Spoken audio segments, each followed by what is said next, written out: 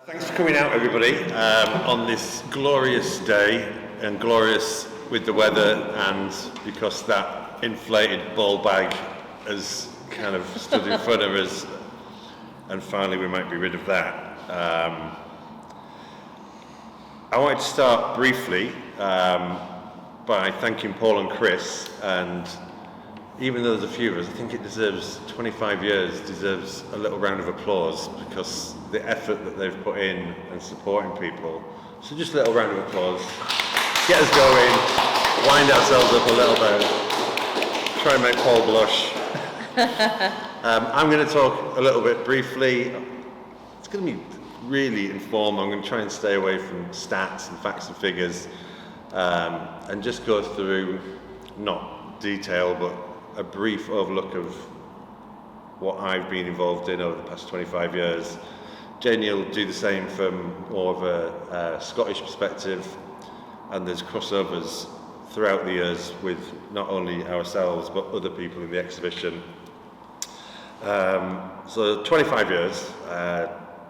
I'd moved to Newcastle end of '96. I was working for Artist Newsletter at the time, where predominantly most of the other people working there were artists as well. And I'd started my MA under the much missed David Dye.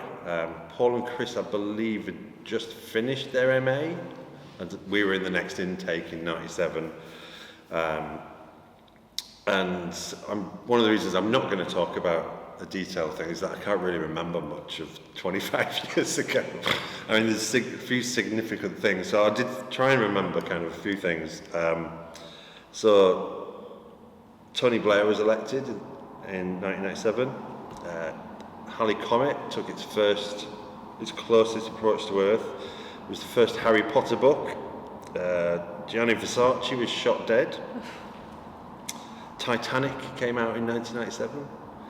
I'll Be Missing You by Puff Daddy was the not only number one this week, but was the biggest selling single of 1997. You Could Still Smoke in Pubs. We seem to spend a lot of time in the Telegraph by the train station.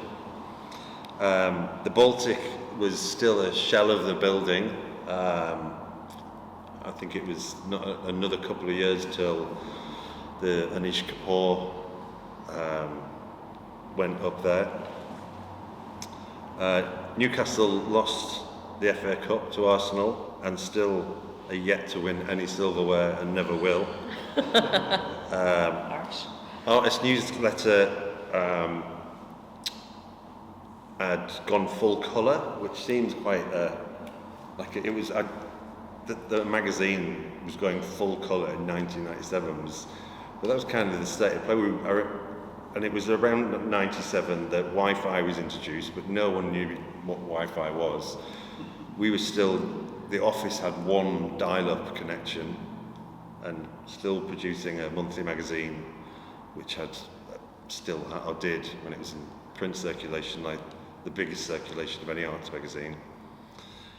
And other than those trivial facts, it was just a very exciting time to come into a city like Newcastle and Gateshead. I'd left college a few years previously from Cardiff and moved to Bristol, where I was lucky enough to be in Art Space, which was an old warehouse that had been taken over by artists. And it was just as I moved to Newcastle, there was just they'd started building Spike Island.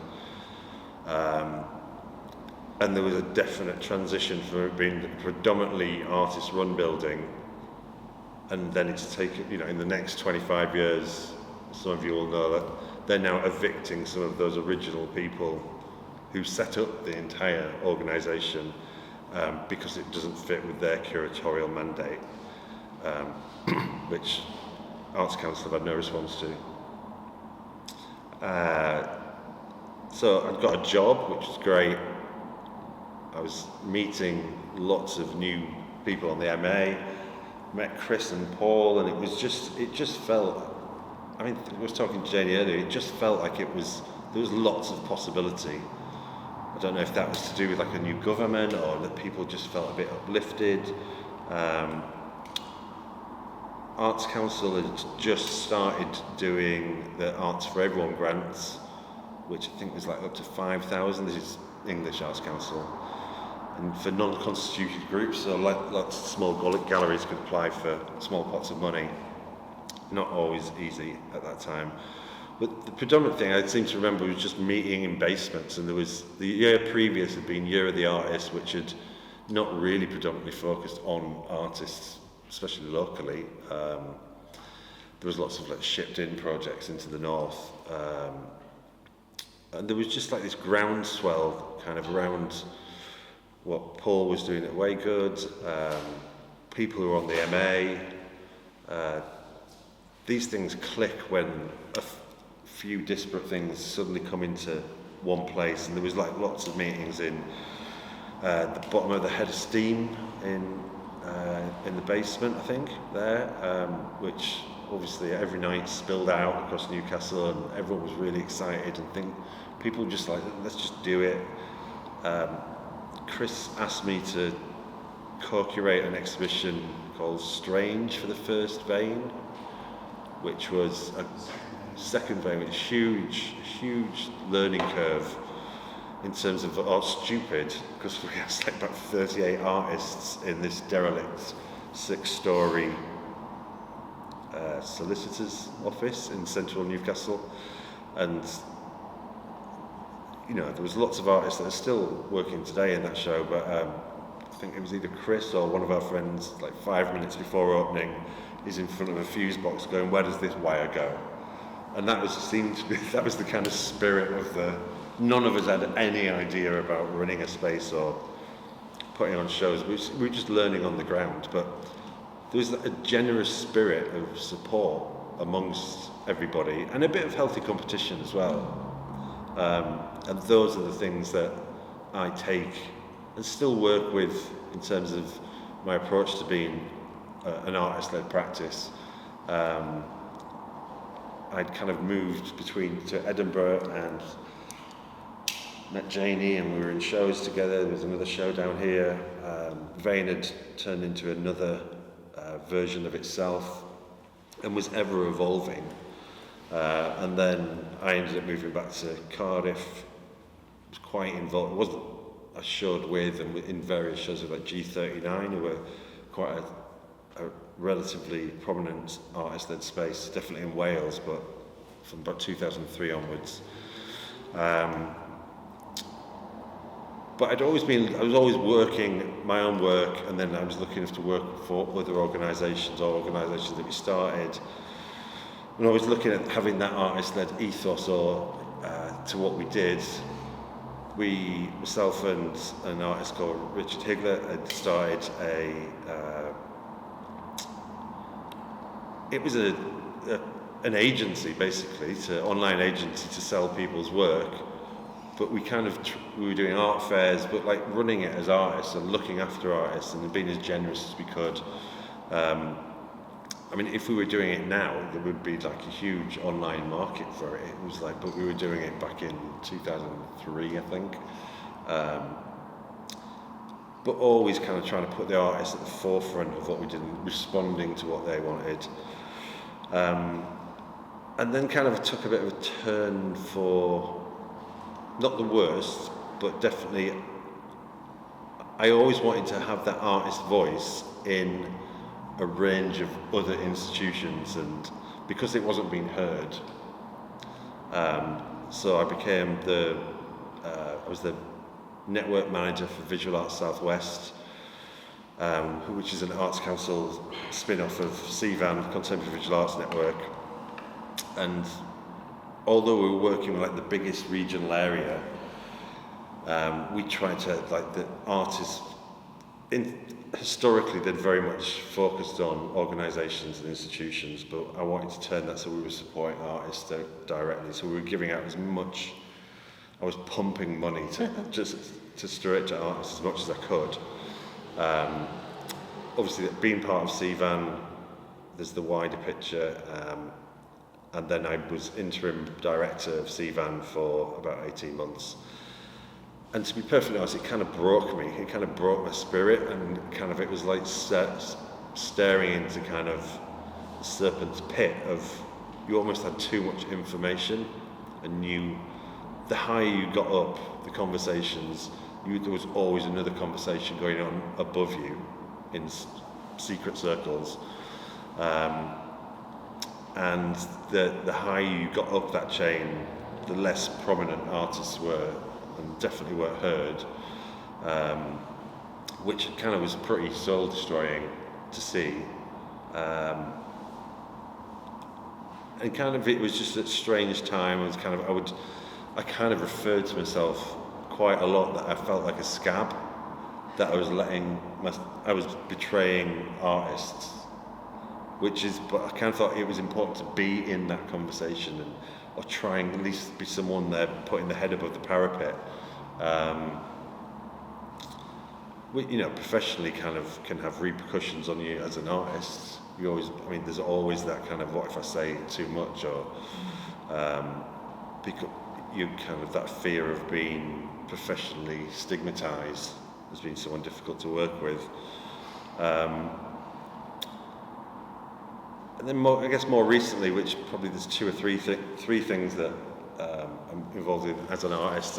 I moved back to the northeast, to my hometown of Middlesbrough, where there was a job advertised for a thing called Creative Factory, which was a Arts Council Great Place project, which would give money to local authorities to build a groundswell of activity. So there was money, there was funding there. In the wisdom of the few people that had set up a steering group, they hadn't decided, I think they'd originally thought they were going to build like another art space, hence it's called Creative Factory. Absolutely fucking terrible name for anything. But they, in their wisdom, they said, we won't do that at the moment. We don't need a space. Because Middlesbrough, for a smallish town, it's actually well served by lots of ranges of different galleries and spaces. But the forefront of this job description was that your main aim was there to support artists and establish artist-led activity. So it was like, being an artist kind of definitely helped. Almost was like in the job description. And even though there was a little bit of acrimonious end to it, which I've not talked about in the 2 years since I left, it's probably the most proudest I've ever felt in any job, because of the response and feedback that I got from the artists and the artist-led organisations in Middlesbrough. And I would say that I didn't really do anything. I just poured petrol on stuff that needed lighting. So there was a little bit of antagonism. There was a bit of being a bit of a circus ringmaster, or a bit of a clown trying to draw attention to stuff. But out of that 2 years, the benefits that have still felt, the spaces like Pineapple Black, I think I met 500 artists in 2 years, which is, kind of like nearly one every day, every week for 2 years. We funded over 500 artists, commissioned 8 public artworks. I did get my knuckles rapped by high up in the council because I was literally spending money left, right and centre, because I had a budget, but we went over that. I was like, it was almost like kind of car crash. It's like, this might only last for 2 years, which it did. So let's get that money out of the door and into the hands of artists. Which, it was an adrenaline rush of working with artists. And we were responding, it wasn't like kind of an Arts Council application, it wasn't a proposal thing, it was like, what do you want to do? We'll just try and do it. I wasn't asking them to do it. It was like, we will try and oil the wheels of things. And that went from, it wasn't like curatorial, there was no snobbishness about it. We helped anybody that needed help, and we did travel funds, we did writing funds, the production fund was probably the most interesting, because we turned that idea of production of like out of materials and building into what do you need just to produce work, and that went from I need a babysitter, I need childcare, I need to be able to come into town and go out of town and things like that. So people were asking, I think the best one, somebody asked for £12.80, which would get them 4 travel passes for that week, so they could go do some meetings and stuff like that. And it kind of highlighted the precarity of artist practice. And I knew that was the case, because I was living in it, but the organisations and funders and local authorities and MPO funded galleries and all of the people that sit on all of those decision making boards, they still don't understand the day-to-day living issues of artists. And I think we kind of showed that quite a lot, like evidence that. So whilst it was just about me putting my foot in the door on behalf of artists, on behalf of myself. And I think that's kind of how I approached it, but kind of out of doing it a generosity of spirit to other artists. And that's kind of like, because of that, the burnout from that, probably from working through CVAN, the adrenaline rush of Creative Factory, and then we hit COVID and stuff. It's got to a point where I've been doing it a long time, and I just had to step away, really, and have not approached any of that kind of work again, turned it down, I've not applied for stuff, because without it being doom and gloom, it's like nothing fucking changes. It's 25 years and it's not got better, and it doesn't get better. When at CVAN, it was the commission, part of artists' livelihoods research. The Arts Council sat on that. They put it in a drawer and sat on that report. And we were trying, it was a freedom of information request, made them publish it. It shows that artists were living under £7,000 a year in England, but even further than that, they were earning less than £3,000. You weigh your thousands of pounds under the living wage, and they sat on that report, and still, it's hardly referred to. So through the good stuff is that we can, there is that generosity of spirit and support, but that doesn't pay the fucking bills. It doesn't pay your rent. It doesn't pay for, how it would be starting off now, it would be almost like, don't do it. So that's all me, good stuff. On that cheery note. And then if you run through yours, okay, with a smiley face. Okay, well, I'll try to be a bit more optimistic, shall I?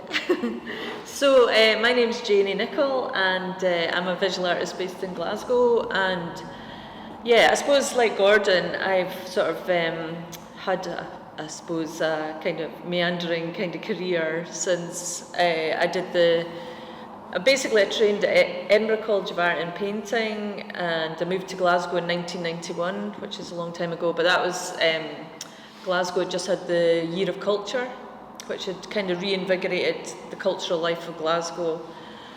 And the whole city council in Glasgow had taken a completely different attitude to what arts could do as a sort of way to kind of benefit the city.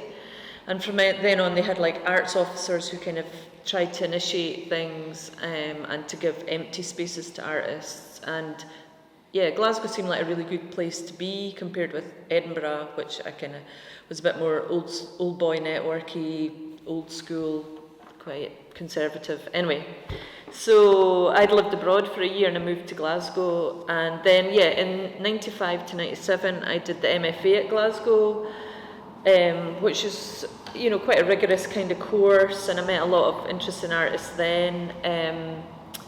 And I suppose my involvement, I met Gordon, was it in about 2002? And I'd sort of been a bit involved with the AN as well, because my work had been featured, and I did a bit of writing for AN. But I suppose I was really interested in, just the way, like in Glasgow, it's always been quite a vibrant city with a lot of stuff going on at the grassroots. So there's the sort of big news stories of artists like Douglas Gordon, who had kind of meteoric, trajectories and became sort of internationally well-known artists with sort of these quite amazing careers. But there's also all this other stuff going on in Glasgow that probably people didn't know so much about, but actually that was the kind of lifeblood of what was going on in the city. It was like artists were taking over buildings and sort of doing really interesting things. So like things like Franz Ferdinand took over an old police station, and I don't know, just another artist took over an old brothel and like curated all these shows in it, and there was just like quite amazing stuff going on as a sort of youngish artist, and lots of artists doing interesting things. So I suppose, as an artist, I've always applied for funding to things, Creative Scotland, and they have been quite good at funding artists, but I've also had a whole load of sort of self-initiated projects where you kind of do things yourself. I did things like having flat shows in my own flat. I did all these shows called Hallelujah, which were in the hall of my flat, and they kind of came out of meeting artists from all over the UK. Artist Newsletter did a thing called Networking Artist Networks, NAN, and that's probably the first time I met you, maybe, it was about that kind of time. So there was quite a few things where they would organise a weekend for artists to get together. So like I came down to the one in Liverpool, came to one in Cardiff. It was Cardiff and Bristol. And there was 3 or 4 of these, and I just remember meeting a lot of really interested, quite motivated artists, a lot of people who maybe had quite a similar mindset and were kind of making things happen in their own towns and cities. So I invited them to show in Glasgow, and it was that kind of whole reciprocal thing that I think is quite interesting about artists, is you often get to know other artists and you quite like their work. And just being able to actually invite people to take part in shows that you're doing, you get quite a buzz from that, I suppose. And at the same time, there was a gallery called Low Salt in Glasgow, which was basically just 3 young women who were all at the art school at the time, and they set up their own gallery in the Salt Market area of Glasgow, and they were doing really kind of interesting things, inviting artists to to make work, and I had a show with them, and then came down to I think it was in Royal Standard. They had this kind of an event for sort of artist-run spaces. I suppose throughout the whole time I've been making work as an artist, I've kind of almost been more interested in all the sort of grassroots stuff than the sort of more regular gallery spaces. There's other things in Glasgow where there's been like a thing called Open House Art Festival, where they've invited artists to they've created a whole festival about artists just like using their own flats. And so I've done that several times and asked other artists to show work in like as well as my own flat, but like things like a bowling club or I suppose it's that thing of what artists can do if they just get sort of that bit of, I suppose, kind of oxygen to make work and do it in quite interesting places. So I've also done things like come down for the Plymouth Art Weekender that Gordon curated in Plymouth, which again was just like putting loads of artists in interesting kind of places, and I suppose seeing what they come up with. Yeah. So and I suppose as an artist also I've been interested in what artists can do, but from about 2011, I got involved with Scottish Artists Union. I've got flyers here if anyone's interested. So in 2001, the artists in Scotland decided to set up a union for artists, and I became a member way back then, but it took me about 10 years to actually get involved and go on. They've got an executive committee, so I got involved in that, and eventually became like president in 2014. So I suppose at that time I was doing quite a lot of, there was the independence campaign in Scotland, so there was a lot of sort of activism kind of going on, and I started, I suppose there was the sort of artist activism, and then I was doing this sort of work for SAU, and that was making me much more aware of kind of, I suppose, how the art scene can, you could interpret it as not being sustainable, the way a lot of artists make work without getting paid. And following on from that, in 2017, 2018, I got to know Ailey Rutherford, who's an artist. She was based in Liverpool, and I'd actually met her at that time when I was down at Royal Standard. But anyway, she subsequently moved to Glasgow, and we decided to do in-kind project, which was, I suppose, quite an interesting project because it took Glasgow International as a kind of case study, and we basically created a project around the way that artists sort of do all this kind of work for a festival like GI and not basically don't get paid for it. A lot of people weren't getting paid.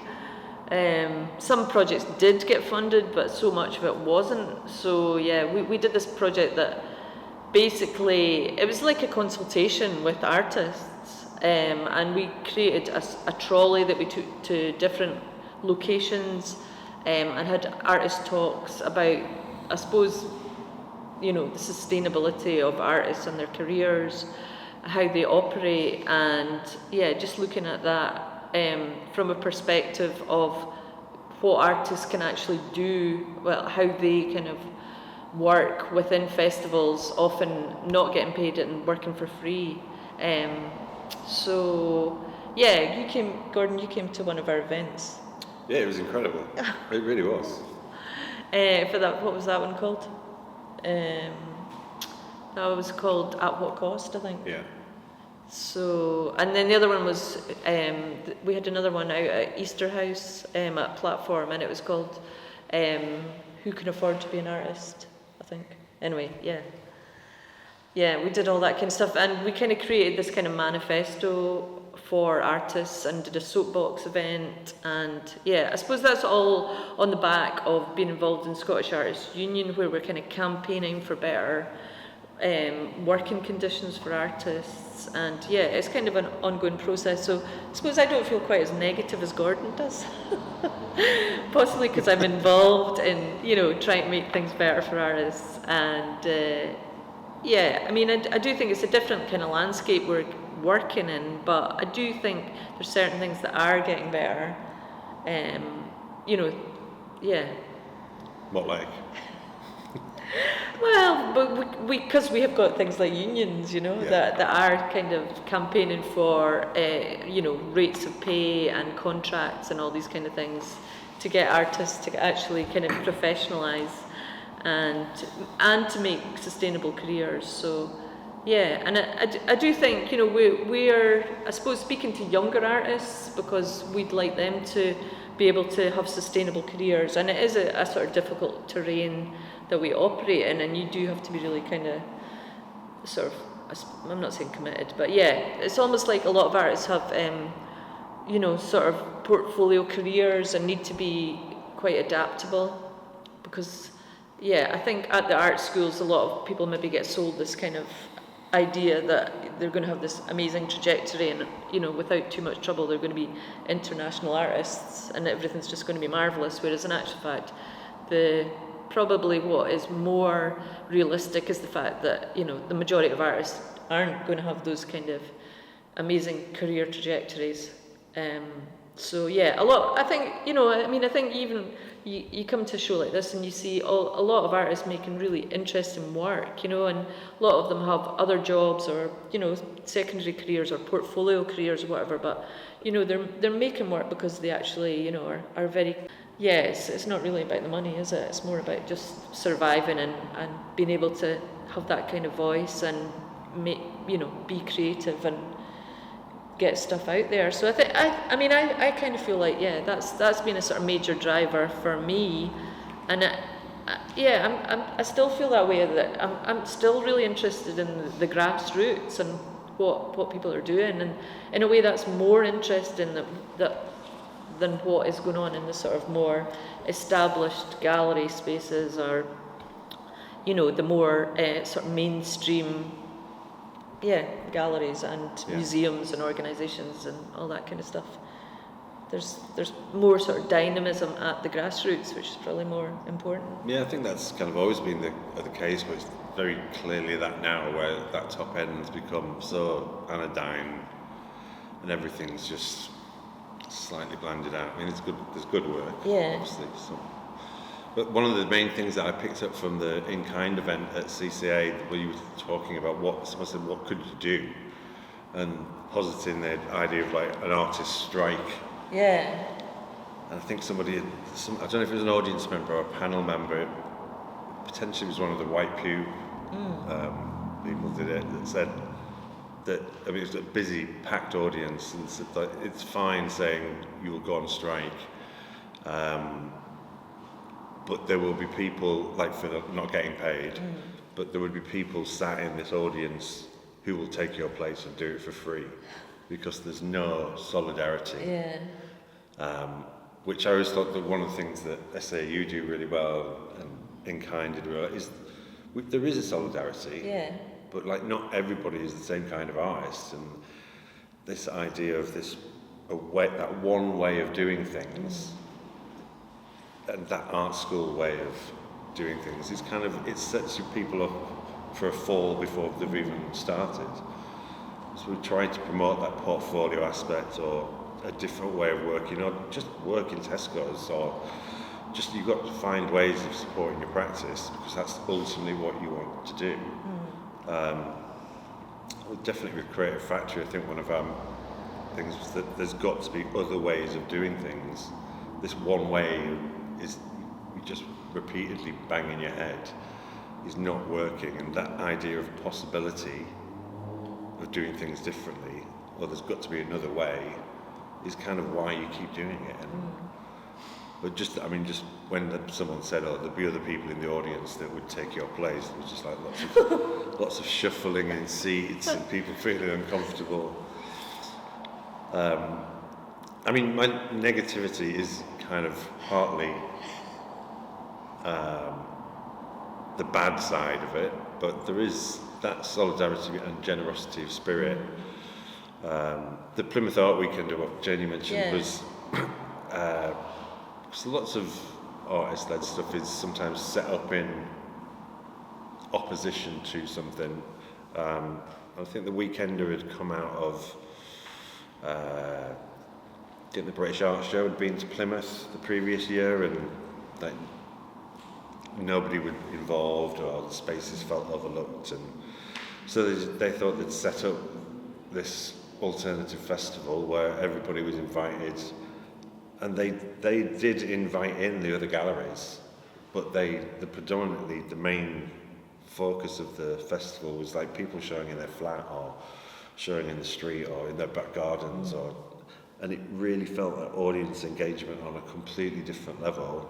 And because the steering group was from artists, like all of the institutions, they were invited to be part of this artist-led thing.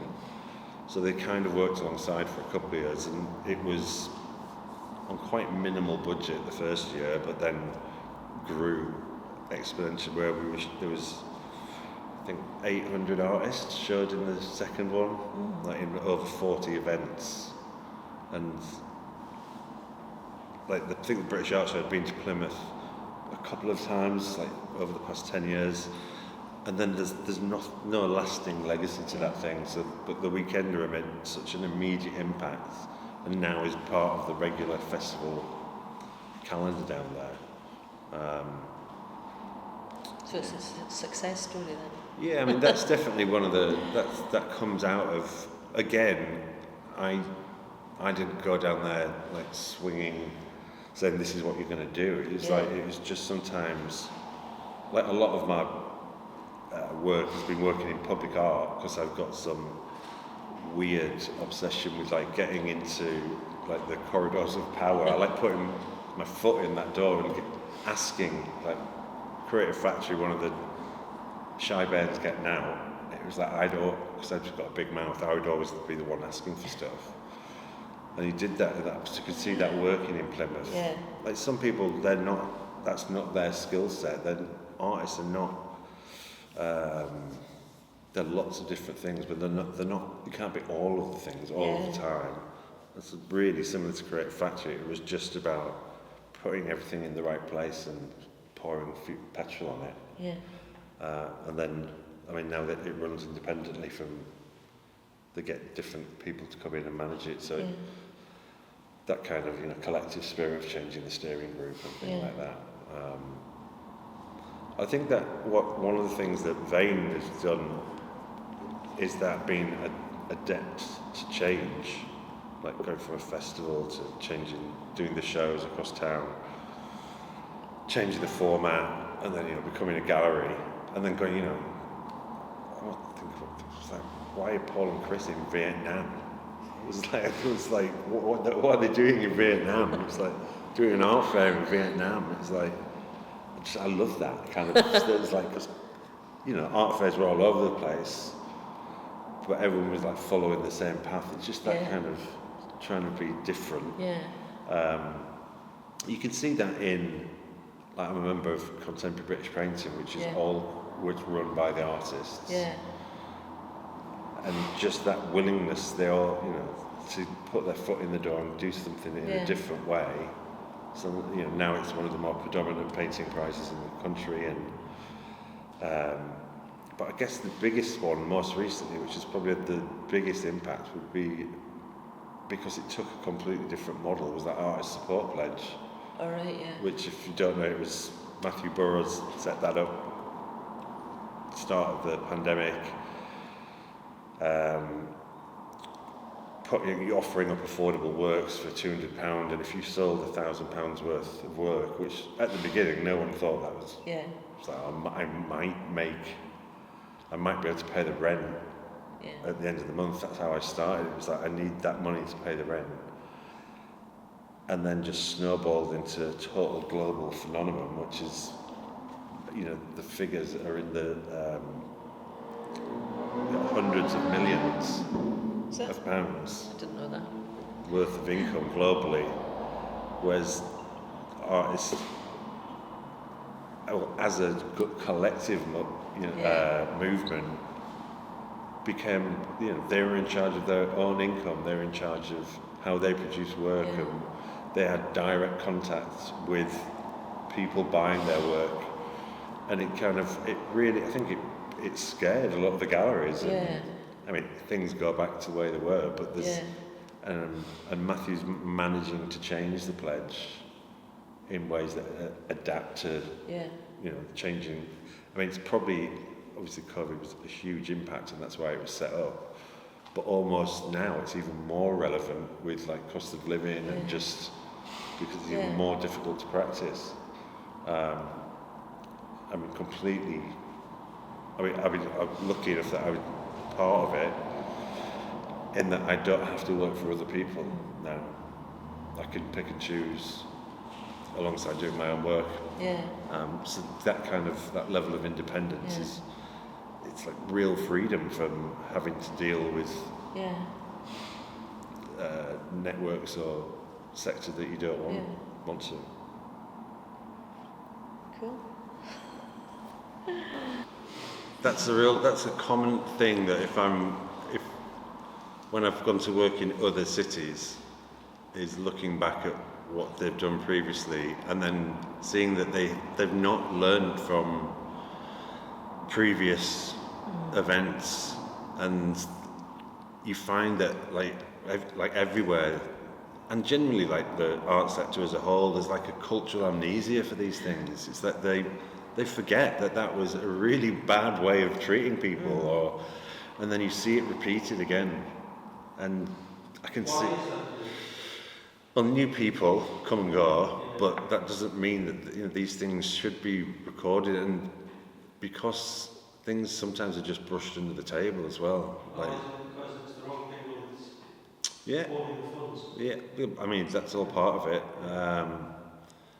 There is an element of like power structures that generally the artists are the ones that at the bottom of that. Whereas the whole thing wouldn't exist without the artists, but that doesn't seem to matter. Yeah. It's just, I mean, it's not. I'm not negative. It's just that frustration that I still hear stories like that. What Paul said. You go back, it's like you're just doing what you did back then. You just forgot all of the bad stuff. You're just repeating mistakes that should have been learned from. Yeah. But it definitely felt. I mean, I was, like I said, I just arrived in Newcastle. It was just pure adrenaline, and it was seat of the pants type.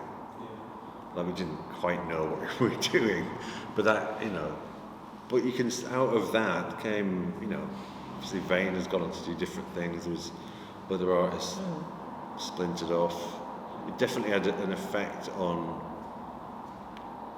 the way that I've worked in the future since that point.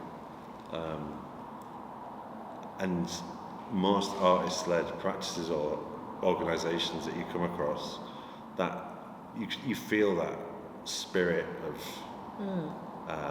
a supportive network, but kind of there is a frustration that just kind of still there. Yeah. No, I mean, I suppose that's quite interesting, talking about artist-led organisations, because SAU, Scottish Artists Union, in Scotland has just done a kind of big survey of like artist-led organisations in Scotland, and it was funded by Creative Scotland to do that, but basically just to kind of get feedback about how organisations are operating, because I mean in Glasgow there's Transmission Gallery, which has been quite a influential kind of model that lots of galleries sort of pretty much all over the world have kind of emulated, and that was very much getting a group of maybe 4 or 5, maybe 6 people to like work 2 days a week, and they weren't directors, but they were this kind of committee that ran the gallery and kind of curated shows.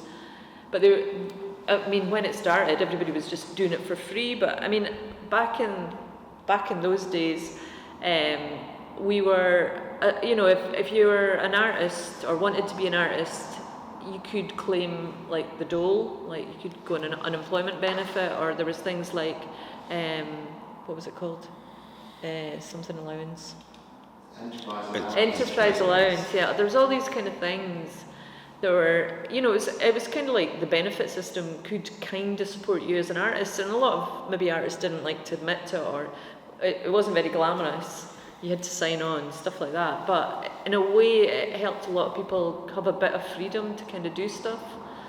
And that's things like Transmission Gallery started, I've written it down actually, it started in 1983, so it's almost been going for 40 years, it's like really established, and because it was so established and a bit of a kind of leader in its field in a way, it did get a lot of Creative Scotland, it was Scottish Arts Council funding way back then, and lots of galleries kind of emulated that.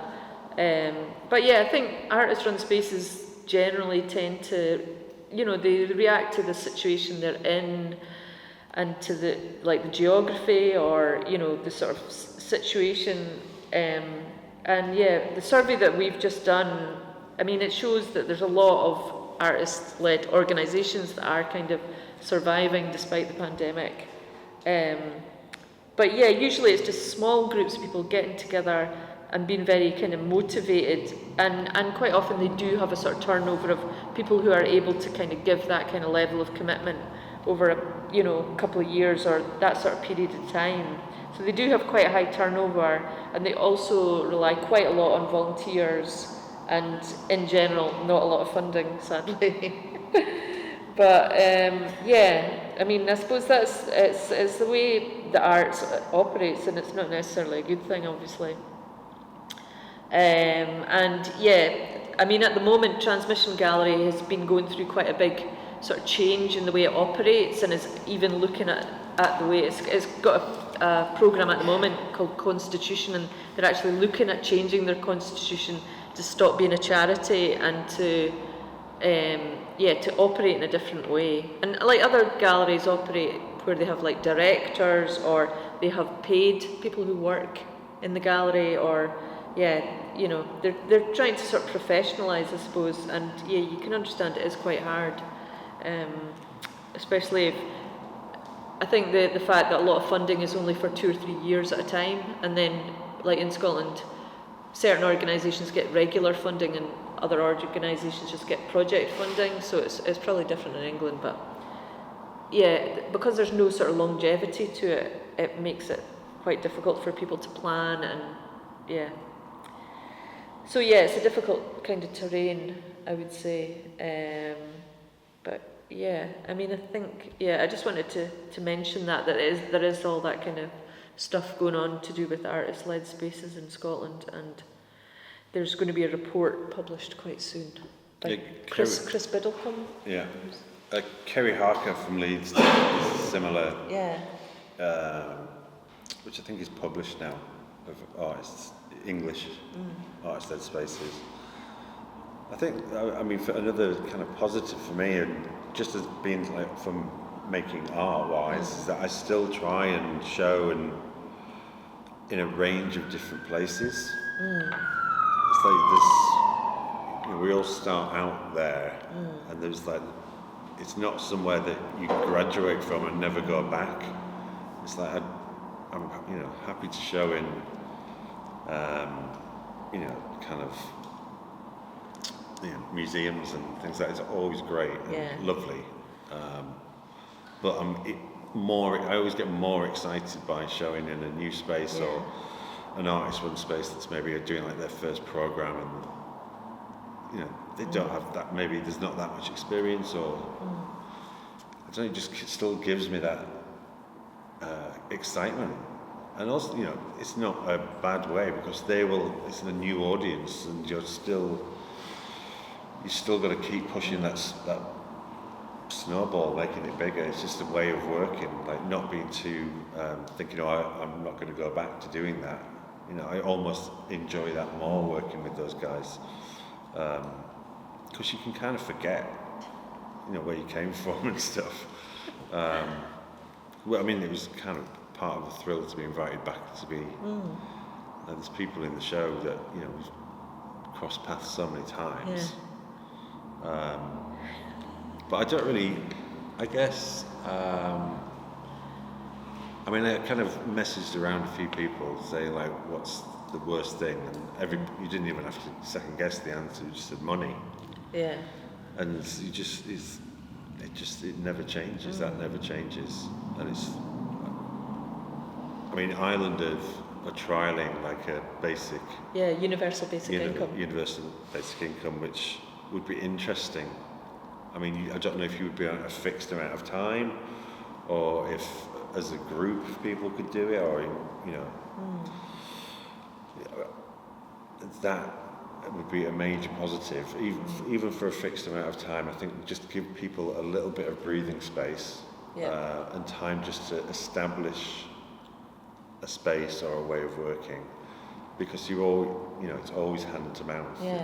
I mean, that never changes at whatever stage of your career. SAU did a survey of our membership, which is like over 2,000 artists in Scotland, and it was about UBI, Universal Basic Income, and we basically had like a 94% positive for, you know, the question, do you think Universal Basic Income would sort of help your practice? And it was like resounding yes, you know. So I think people are looking at the UBI pilot in Ireland, because it is, I mean, it's not the first UBI pilot, but because there's been various in different locations around Europe or the world. But yeah, to actually fund artists, you know, to give them money to just be artists.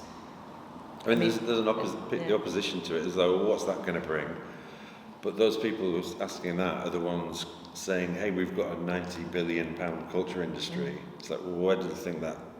Who's contributing to that? That's artists and creatives. It's like if you can't support them at not just the early stage of the career, but like at certain points, that can only be a potential benefit, really.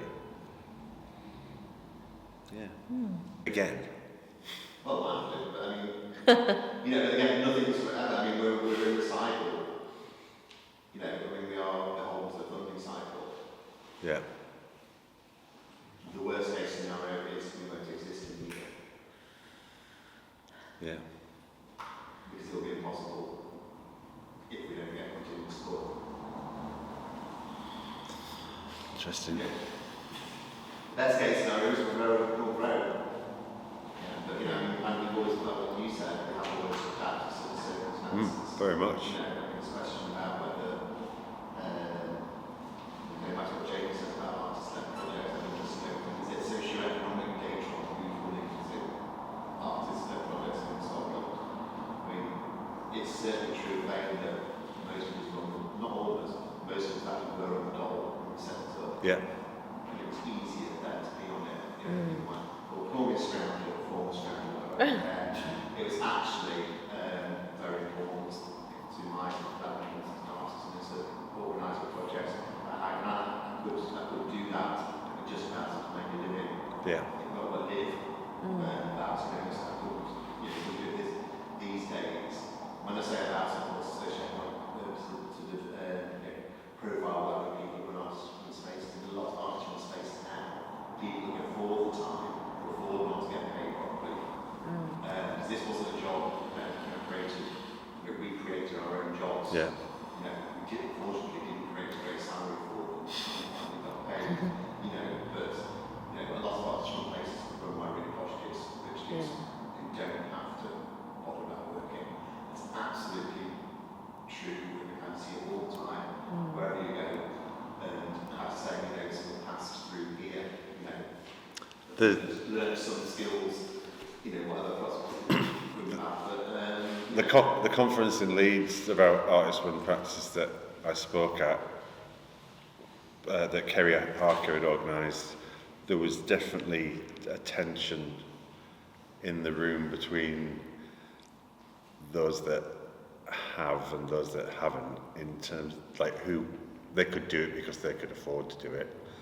And definitely it was almost a north-south split between almost like a working class ethic to doing space and then unnamed gallery in Norwich who were just doing it when I was saying you need to get a job, because if you can't pay your bills, your mental health's going to suffer and you won't be able to make artwork.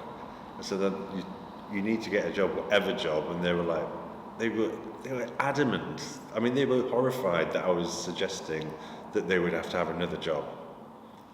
And I was like, well, how are you living? They went silent. It's because you just see that privilege still is really prevalent.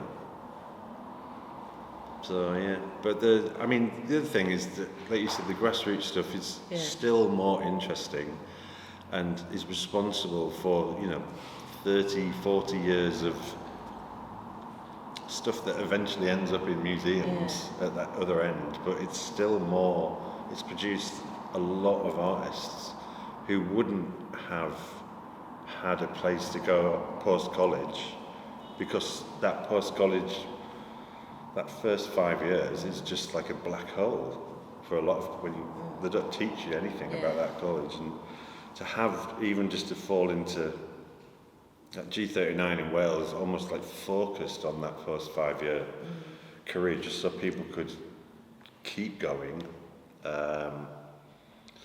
because people just, it would be amazing to know the statistics of people who just give up. Yeah, no, it's a really large number of people just drop off in the first 5 years when they find out how difficult it is after graduating.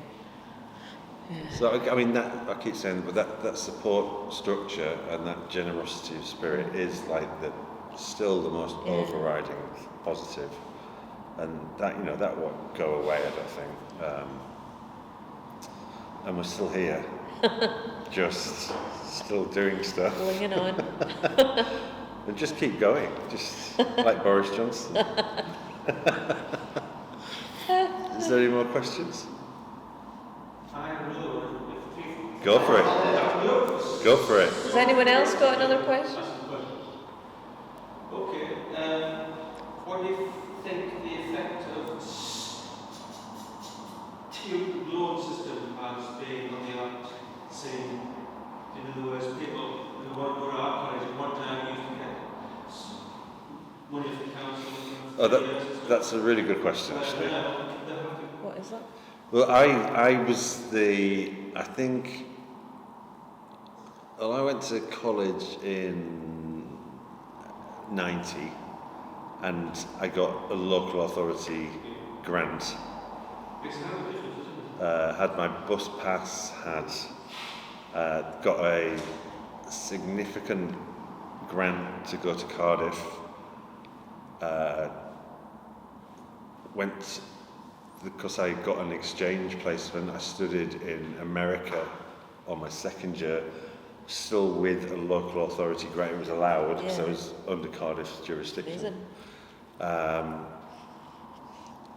there was only 2 of us in our year that had got local authority grants, and I think in '94 they had disappeared completely in the student loan. And I got a student loan. I think I'd spent a lot of money in America, but I took out a student loan for my 3rd year, mainly to put it in the bank for like when I'd finished college.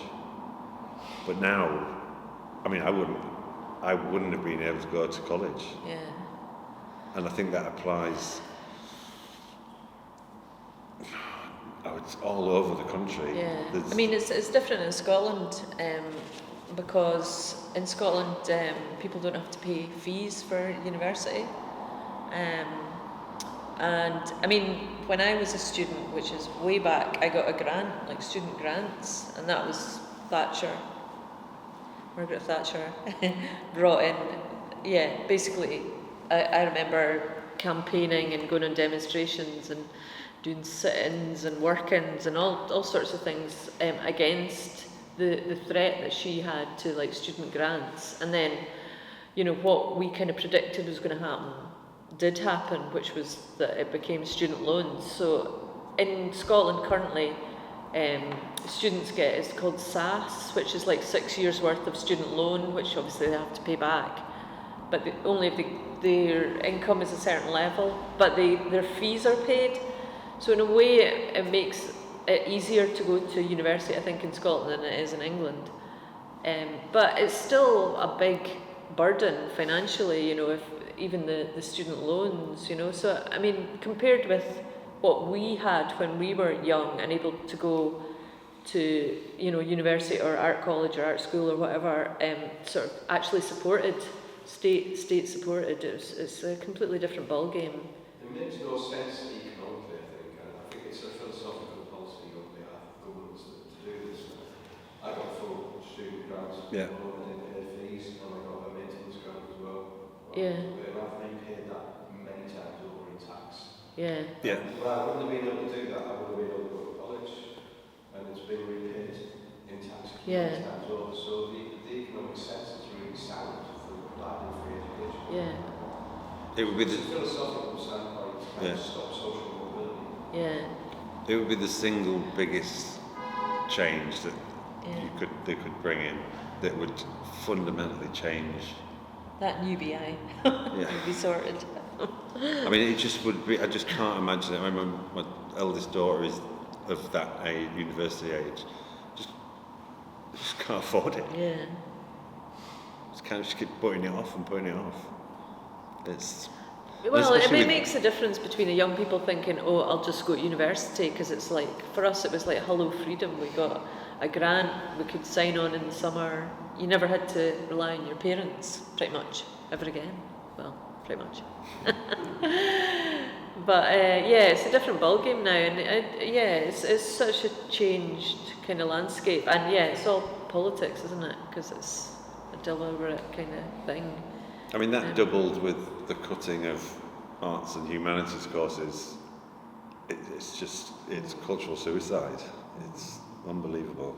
It's economic suicide. Yeah. I think, and I mean, just it's very hard to quantify what the arts. You can't kind of throw up a spreadsheet. Yeah. Yeah. What the fine arts degree is going to bring back to the economy, because it's up and down. But it's demonstrably a lot of money. Culture generally brings in, and you know, the base level of our culture is fed by fine arts. And it's very difficult, and that feeds into everything else. Absolutely. So it's economic suicide as well. Yeah. With Creative Factory, like, because, you know, artists are great, but there's some flaws. They're not all perfect, and sometimes they just think it's all rosy. But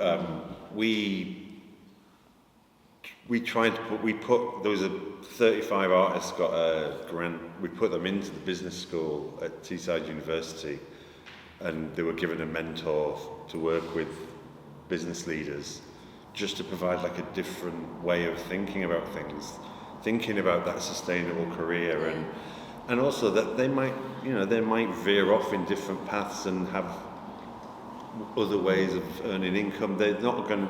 Not all artists turn out to be like a fine artist. It's like, and it always makes me laugh when people crow about the successes. Like, I mean, Johnny will know this, but like, they keep banging on about Ridley Scott and Middlesbrough and Blade Runner, and it's like he wouldn't be able to go to fucking college now.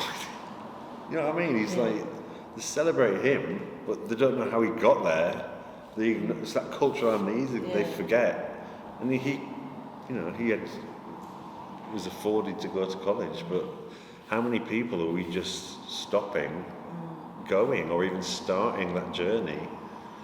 It's nuts. It's I mean, I did an engineering apprenticeship, and it was because of the Gulf War that I got sent back to college, and I was a really bad engineer.